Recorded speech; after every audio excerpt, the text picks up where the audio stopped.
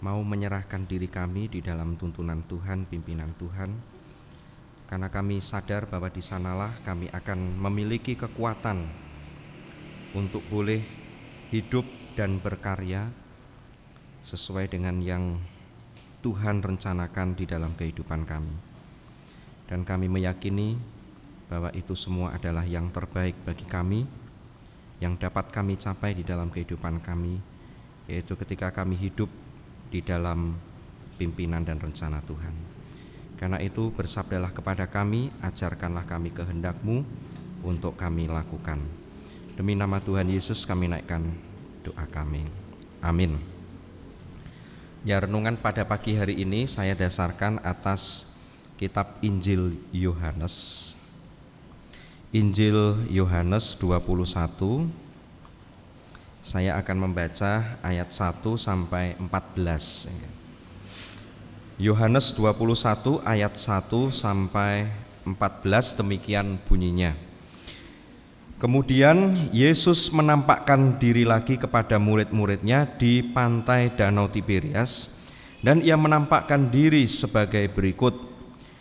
Di pantai itu berkumpul Simon Petrus, Thomas yang disebut Didimus, Nathanael dari Kana yang di Galilea, anak-anak Zebedeus dan 2 orang muridnya yang lain. Kata Simon Petrus kepada mereka, "Aku pergi menangkap ikan."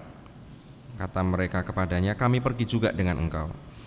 Mereka berangkat lalu naik ke perahu, tetapi malam itu mereka tidak menangkap apa-apa. Ketika hari mulai siang, Yesus berdiri di pantai. Akan tetapi murid-murid itu tidak tahu bahwa itu adalah Yesus. Kata Yesus kepada mereka, "Hai anak-anak, adakah kamu mempunyai lauk pauk?" Jawab mereka, "Tidak ada." Maka kata Yesus kepada mereka, "Tebarkanlah jalamu di sebelah kanan perahu, maka akan kamu peroleh." Lalu mereka menebarkannya dan mereka tidak dapat menariknya lagi karena banyaknya ikan. Maka murid yang dikasihi Yesus itu berkata kepada Petrus, "Itu Tuhan." Ketika Petrus mendengar bahwa itu adalah Tuhan, maka ia mengenakan pakaiannya, sebab ia tidak berpakaian, lalu terjun ke dalam danau. Murid-murid yang lain datang dengan perahu karena mereka tidak jauh dari darat, hanya kira-kira 200 hasta saja, dan mereka menghela jala yang penuh ikan itu. Ketika mereka tiba di darat, mereka melihat api arang dan di atasnya ikan dan roti. Kata Yesus kepada mereka, "Bawalah beberapa ikan yang baru kamu tangkap itu." Simon Petrus naik ke perahu lalu menghela jala itu ke darat, penuh ikan-ikan besar, 153 ekor banyaknya, dan sungguh pun sebanyak itu jala itu tidak koyak. Maka kata Yesus kepada mereka, "Marilah dan sarapanlah." Tidak ada di antara murid-murid itu yang berani bertanya kepadanya, "Siapakah engkau?" Sebab mereka tahu bahwa ia adalah Tuhan. Yesus maju ke depan, mengambil roti dan memberikannya kepada mereka, demikian juga ikan itu. Itulah ketiga kalinya Yesus menampakkan diri kepada murid-muridnya sesudah ia bangkit dari antara orang mati. Ya, sampai di sini firman Tuhan dibacakan. Ibu bapak dan anak-anak yang dikasihi Tuhan, kita masih berada di dalam suasana peringatan Paskah, peristiwa kematian dan kebangkitan Tuhan Yesus. Kalau kita memperhatikan apa yang membedakan murid-murid Tuhan Yesus sebelum Tuhan Yesus mati dan bangkit dengan setelah Tuhan Yesus bangkit dari kematian. Nah, kita akan menemukan beberapa hal yang penting. Yang pasti adalah ada perubahan yang begitu besar. Sebelum Tuhan Yesus mati dan bangkit, kalau kita memperhatikan, apakah murid-murid Tuhan Yesus itu bukan orang-orang yang, saya pakai tanda kutip, hebat begitu ya. Nah, mengapa mau saya katakan mereka hebat? Nah, karena Alkitab mencatat bagaimana mereka oleh Tuhan Yesus juga diberikan kuasa. Kuasanya mirip-mirip dengan kuasanya Tuhan Yesus ya. Murid-murid itu diberikan kuasa untuk menguasai setan-setan, menyembuhkan penyakit-penyakit. Seperti dicatat di dalam Injil Lukas pasal 9 misalnya, ayat 1 dikatakan demikian. Maka Yesus memanggil ke-12 muridnya, lalu memberikan tenaga dan kuasa kepada mereka untuk menguasai setan-setan dan untuk menyembuhkan penyakit-penyakit. Ya. Sebelum Tuhan Yesus mati dan kemudian bangkit, murid-muridnya sebenarnya diberikan oleh Tuhan Yesus juga kuasa gitu, untuk menguasai setan-setan, menyembuhkan sakit penyakit. Jadi mirip-mirip dengan Tuhan Yesus begitu. Dan dikatakan bahwa mereka memberitakan Injil ke berbagai tempat. Lukas 9 ayat 6 mengatakan, pergilah mereka dan mereka mengelilingi segala desa sambil memberitakan Injil dan menyembuhkan orang sakit di segala tempat. Nah, tetapi yang jelas adalah pada waktu itu Tuhan Yesus masih ada di tengah-tengah mereka dan di dalam keadaan yang segar bugar gitu. Nah, tetapi ketika Tuhan Yesus memberitahukan kepada mereka kalau dia harus menderita, disalibkan, apa yang terjadi? Nah, ternyata mereka kemudian dikatakan terguncang imannya begitu. Kalau kita mau melihat misalnya di dalam Injil Markus 14 ya. Pada waktu Tuhan Yesus hampir disalibkan, mereka sedang makan bersama, itu makan untuk memperingati Paskah Perjanjian Lama ya. Paskah Perjanjian Lama itu memperingati bangsa Israel dibebaskan oleh Tuhan dari tanah Mesir. Nah, ceritanya begini. Pada waktu mereka makan itu, Tuhan Yesus kemudian berbicara kepada murid-muridnya bahwa mereka akan meninggalkan dia. Ya, tetapi kemudian apa yang terjadi? Nah, kalau kita mau lihat, wah, yang terjadi ternyata Petrus itu dengan semangat yang berkobar-kobar justru mengatakan bahwa dia tidak akan meninggalkan Tuhan Yesus. Wah, semangat ya. Jadi kelihatannya memang bersemangat. Biarpun mereka semua terguncang imannya, aku tidak. Wah, semangat. Nah, sama Tuhan Yesus diberi peringatan. Aku berkata kepadamu, sesungguhnya pada hari ini, malam ini juga, sebelum ayam berkokok 2 kali, engkau telah menyangkal aku 3 kali. Sudah diperingatkan sama Tuhan Yesus. Tetapi Petrus, waduh, masa sih? Saya ini kan orang hebat, mengusir setan aja bisa, menyembuhkan orang sakit bisa, masa cuma mau ditangkap sama orang aja kok melarikan diri, begitu kan? Nah, tetapi apa yang terjadi? Dia kemudian mengatakan yang lebih bersungguh-sungguh, sekalipun aku harus mati bersama-sama engkau, aku tidak akan menyangkal engkau. Wah, ini Petrus luar biasa kan? Nah, murid-murid yang lain tidak mau kalah. Markus 14 ayat 31 mencatat, semua yang lain pun berkata demikian juga. Wow, semangat. Masih ada Tuhan Yesus di sana kok, semangat begitu ya. Ini kan baru kira-kira dalam pikiran mereka, kalau Tuhan Yesus itu mau ditangkap, wah, pasti yang mau nangkap itu akan mencelat semuanya. Wah, begitu kan. Jadi ada kesaktian yang keluar dari Tuhan Yesus, mau ditangkap, yang mau nangkap pada mental semuanya begitu. Nah, tetapi apakah betul demikian? Sesungguhnya betul demikian. Satu contohnya saja, waktu Tuhan Yesus mau ditangkap, dicatat ada seorang yang bernama Malkus. Itu mungkin dia di barisan paling depan begitu. Tiba-tiba sama Petrus, karena Petrus bawa pedang, pedangnya diayunkan ya. Wah, ini jurus butong pai begitu. Seleng, putus telinganya si Malkus ya. Potol begitu. Lalu kemudian apa yang dilakukan oleh Tuhan Yesus? Tuhan Yesus menyuruh si Petrus untuk menyarungkan pedangnya. Jangan main pedang begitu. Nah, lalu kemudian Tuhan Yesus memegang itu kuping yang sudah coplok itu tadi, ditempelkan lagi. Nah, maka sebenarnya Tuhan Yesus kalau mau menghindar, mau menghilang yo gampang, ya. Bahkan kita mau melihat di dalam Injil Yohanes itu dicatat ketika mau ditangkap, orang-orang yang mau menangkap itu waktu Tuhan Yesus ngomong, mereka semuanya mencelat loh ya. Alkitab mencatat pada waktu Tuhan Yesus mau ditangkap, ternyata mereka itu mundur dan jatuh ke tanah ya. Yohanes 18 ayat 6 mencatat, ketika ia berkata kepada mereka, akulah dia, dicatat mundurlah mereka dan jatuh ke tanah. Begitu. Ini cuma ngomong loh, Tuhan Yesus cuma ngomong akulah dia. Yang mau nangkap itu mundur lalu buak begitu ya, jatuh ke tanah. Maka kalau Tuhan Yesus mau, gampang ya.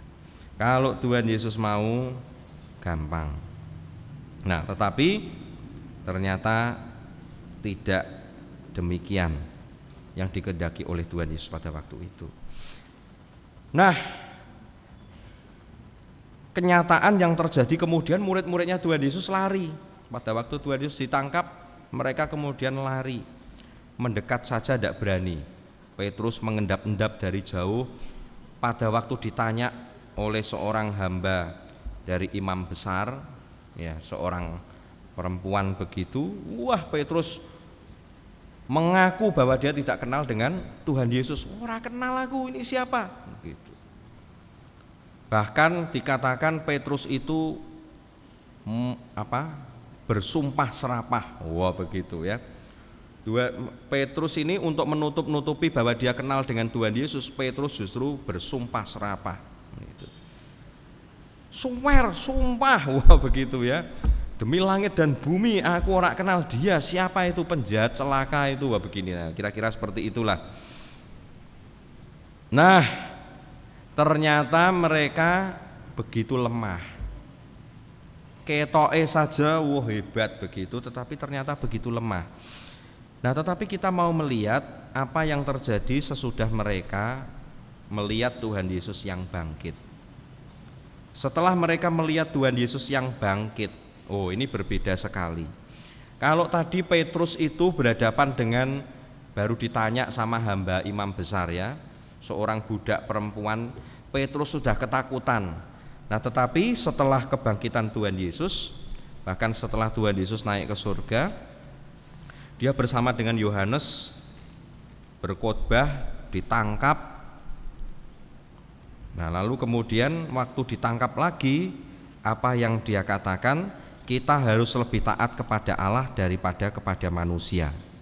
Dicatat dalam Kisah Para Rasul 5 ayat 29. Nah, sekarang lain. Kalau kemarin-kemarin sebelum Tuhan Yesus disalibkan itu atau pada waktu Tuhan Yesus ditangkap, cuma omongannya tok. Begitu ya, semangatnya kelihatannya hebat. Tapi begitu Tuhan Yesus cuma diam saja, langsung lemes dia. Dia takut kepada manusia, bahkan manusia itu cuma seorang yang disebut sebagai budak perempuan. Ketakutan. Betapa lemahnya Petrus dan murid-murid yang lain. Nah, tetapi setelah mereka berjumpa dengan Tuhan Yesus yang bangkit, berubah. Mereka tidak keluar-keluar ngomong, wani mati aku, ini dadaku, mana dadamu. Tidak ya. Tidak ngomong kayak begitu, ditangkap mati aku berani. Tidak. Tidak banyak omong, tetapi kenyataannya ketika ditangkap, dia berani mengatakan, kita harus lebih taat kepada Allah daripada kepada manusia. Nah, mengapa itu terjadi? Justru oleh karena mereka berjumpa dengan Tuhan Yesus. Tuhan Yesus yang seperti apa yang mereka jumpai? Tuhan Yesus yang dijumpai bukanlah Tuhan Yesus yang pendendam. Coba bayangkan kalau yang terjadi di pantai itu, Ya, waktu mereka ngomong, "Hei," Tuhan Yesus ngomong, "Ya, hei anak-anak, apa kamu mempunyai lauk pauk?" Wah, mereka ini sudah semalaman melaut, tidak dapat apa-apa. Terus dari pinggir pantai Tuhan Yesus berteriak, "Anak-anak, apa kamu punya lauk pauk?" Mereka menjawab, "Tidak ada." Dan begitu ya, dijawab tidak ada. Coba bayangkan kalau Tuhan Yesus ngomongnya, "Syukur." Oh, begitu. "Apa kamu punya lauk pauk?" "Tidak ada." "Syukur." Nah, begitu. Kira-kira apa yang terjadi? Wah, mereka pasti tidak tahu, mungkin jengkel atau mungkin semakin semangatnya lemah begitu ya. Atau ketika minggir ke pantai, ya Tuhan Yesus tidak ngomong tebarkan jalamu ke sebelah kananmu, ndak ya. Tuhan Yesus mungkin setelah mereka loyo-loyo begitu turun ke darat, lalu kemudian ngomong, ente murid-murid pengkhianat, gayamu. Beberapa hari yang lalu lu ngomong apa terus? Sekali mereka meninggalkan engkau, aku tidak akan meninggalkan engkau. Wah, begitu kira-kira. Ayo, mana? Maki bawa pedang, bariku belayu nyetitir. Wah, begitu. Apa jadinya Petrus? Malu besar dia. Pasti dia akan hancur hidupnya. Dan murid-murid yang lain ya sama saja. Nah, tetapi yang luar biasa ternyata Tuhan Yesus yang bangkit itu tidak begitu. Tuhan Yesus yang bangkit ketika dia tahu mereka tidak dapat ikan, dia tanya, "Apa kamu punya lauk pauk?" "Tidak ada." Ya, Tuhan Yesus kemudian memerintahkan apa? "Tebarkan jalamu di sebelah kanan perahu, maka kamu akan memperoleh ikan." Setelah itu Tuhan Yesus tahu mereka sudah kelaparan, semalam kedinginan cari ikan tidak dapat. Dan sekarang apa yang dilakukan oleh Tuhan Yesus?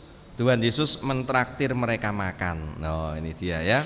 Pinggir laut sudah ada ikan, sudah ada apa itu? Roti. Tuhan Yesus bakar roti. Dikatakan ketika mereka tiba di darat, mereka melihat api arang dan di atasnya ikan dan roti. Sudah ada roti bakar, sudah ada ikan bakar. Coba bayangkan ya, seharian sudah semalaman sudah kelaparan, kedinginan, lalu kemudian sampai di pinggir pantai sudah ada ikan bakar, sudah ada roti bakar. Wah, luar biasa kan? Nah, lalu kemudian apa yang dilakukan oleh Tuhan Yesus? Apa Tuhan Yesus ngiming-ngimingi mereka? Melek ya, makan sendiri Tuhan Yesus? Oh tidak. Tuhan Yesus mengatakan apa?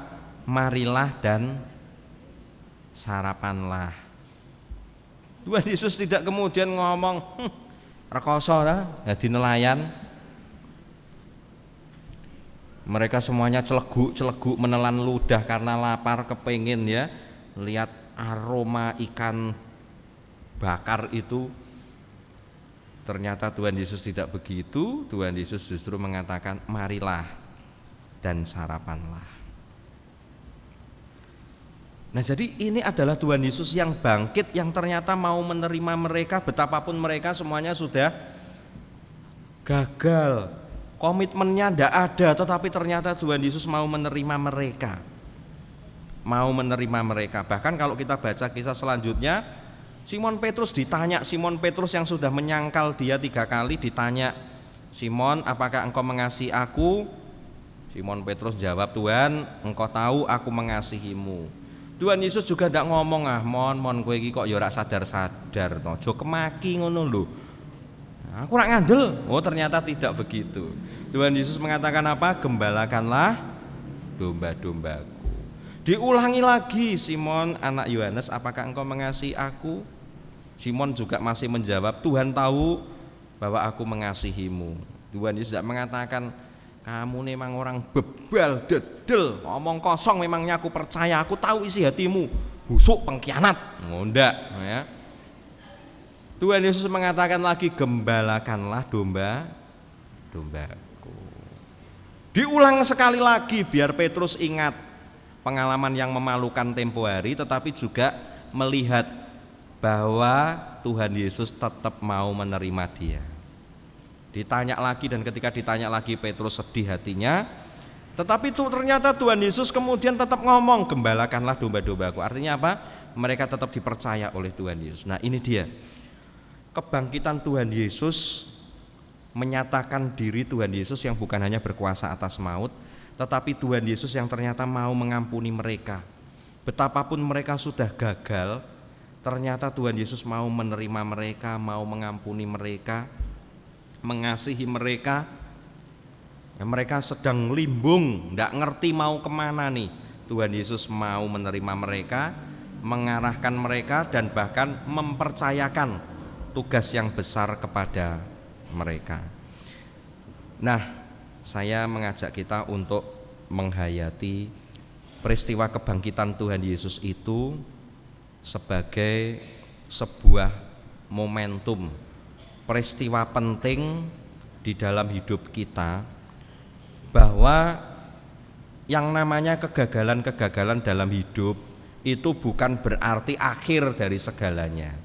Keadaan yang jelek hari ini tidak harus berarti masa depan yang suram gitu ya.